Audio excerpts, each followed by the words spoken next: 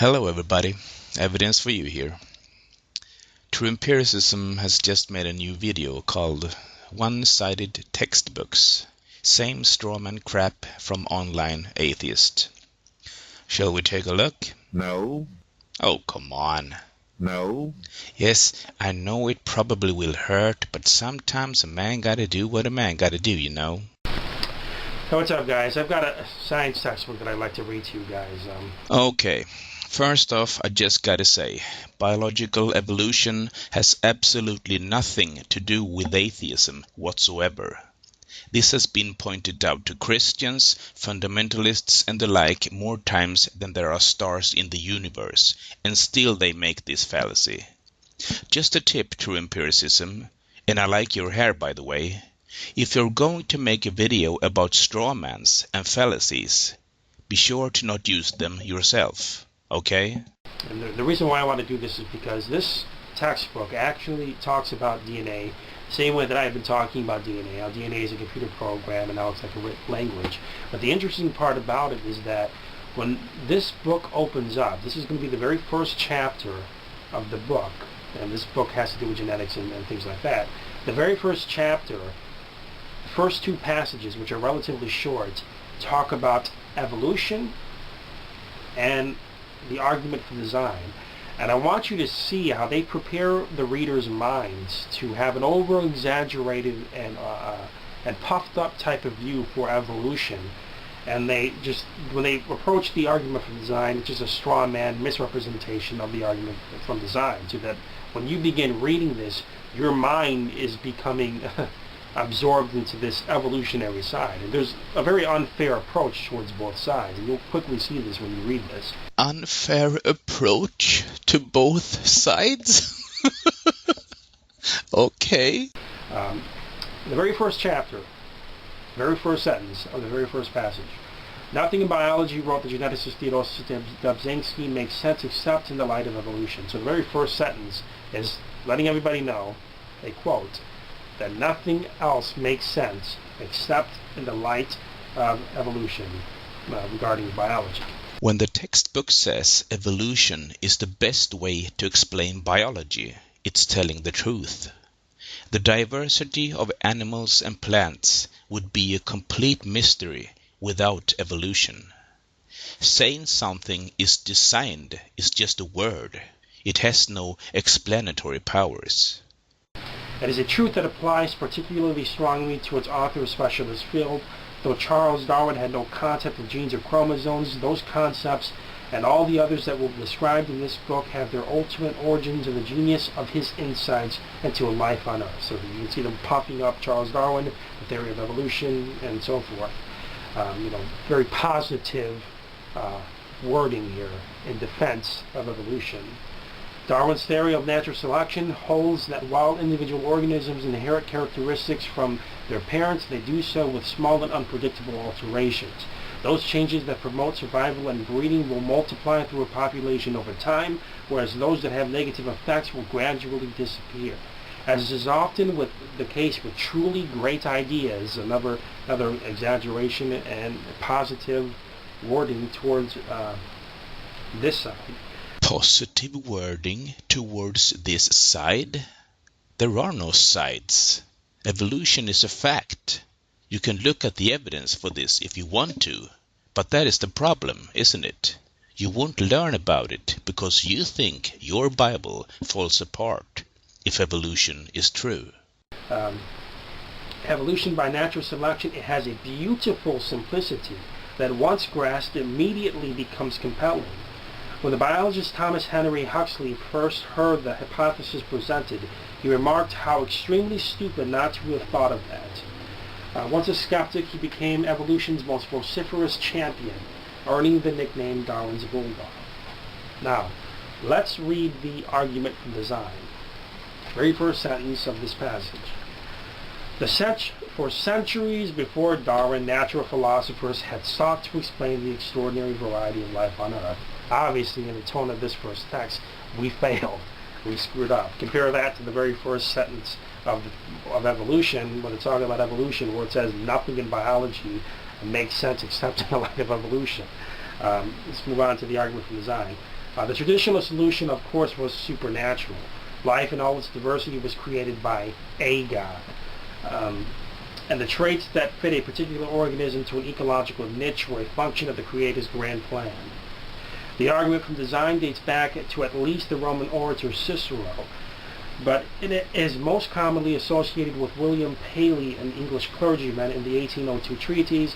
He likened the intricity of life to a watch found on a heath, the very existence of which presupposes the existence of a watchmaker. It rapidly became scientific orthodoxy. Even Darwin was much taken with it early in his career.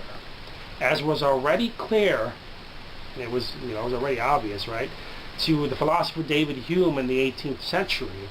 However, the argument from design begs the question, who designed the designer? Kind of the same type of speech that you get from these atheists online, right?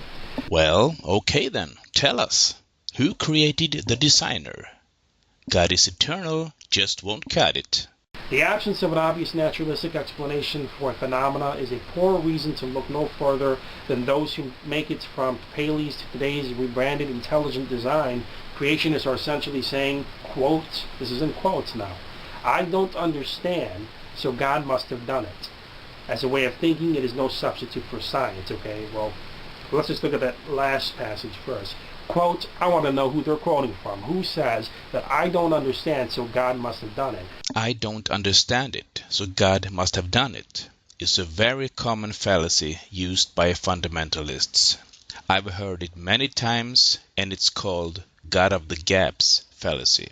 Second, as it says later on in that passage towards the end, it is no substitute for science. Science means knowledge or to know. Intelligent design advocates and supporters will say that it's based on the very things that we do know. So, I mean, no one is going to say, no scientist, like by Doug Axe or any of these other scientists on the intelligent design side is going to say that we don't know, therefore it was a God or creator that did this. They're very plain about it. We can't pinpoint who the creator is or what, but we can trace patterns in nature based on the things that we do know. We know where computer programs come from, for example. We know where these particular things come from. So it's not based on the things that we don't know or don't understand. It's based on the things that we do know, and that we compare and contrast things through some sort of measurement of causality. He was talking about the God of the gaps fallacy, and that is not science.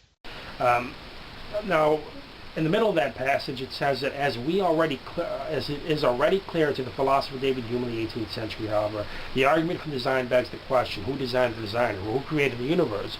We don't have an explanation of that explanation either, right? We know that due to the redshift and the radiation afterglow, certain galaxies are moving away from a certain spot in the universe. There's an expansion, but we don't know if it was cyclic typhoratic theory or some sort of other theory beyond time, space, matter, and energy.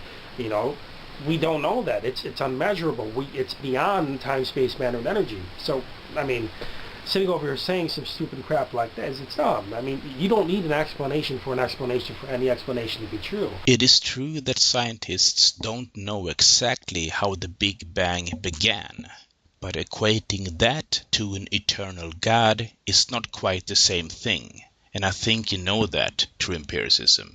Within the available universe, though, you can draw reasonable conclusions, and within the available universe, you can compare and contrast things in the natural world.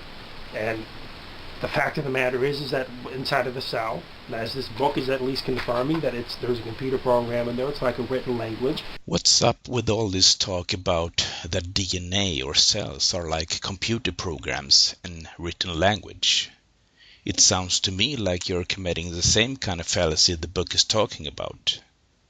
You think DNA and cells are complex and hard to understand, so they must have been created. My wife understands DNA perfectly. She works in a lab and deals with DNA every day. She would never postulate a creator for it. Why do you do that? And what makes you so sure it was your particular flavor of God that created DNA? We know where that comes from. So I mean, it's sad because when people read this, They just read along. They have an interest in science, but you can very quickly see that they're going to be led into a direction. They're not going to be presented honestly both sides. I've already told you, true empiricism. There are no sides. Biological evolution is a fact, and intelligent design is not science. It's even been proven not to be science in the court of law. They're going to be presented the enforcement of whoever these 3 or 4 people who came together and published this book together. So I mean, it's Why would 4 people write a book trying to explain evolution to non-scientific people and include the story of a man being created out of dust and a woman being created out of a rib? People who write books like this have to back their claims up by scientific evidence. There is no evidence of your claims, which is why no scientists talk about them or take them seriously. That's exactly what we see online. Just straw man approaches to our side. They don't ever present our side. Honestly, because I suspect that they're intimidated. I think that they know exactly how strong of a case that the intelligent design advocates have, so they have to misrepresent our side, because if they present both sides honestly, obviously they're going to be coming to the intelligent design side and people who hear both cases. That's it, true empiricism. We online atheists feel intimidated, and we know how strong of a case the intelligent design is. We are making up straw man towards ID, because deep down inside we know you are right. I wish we were like you guys. You who presents both sides equally.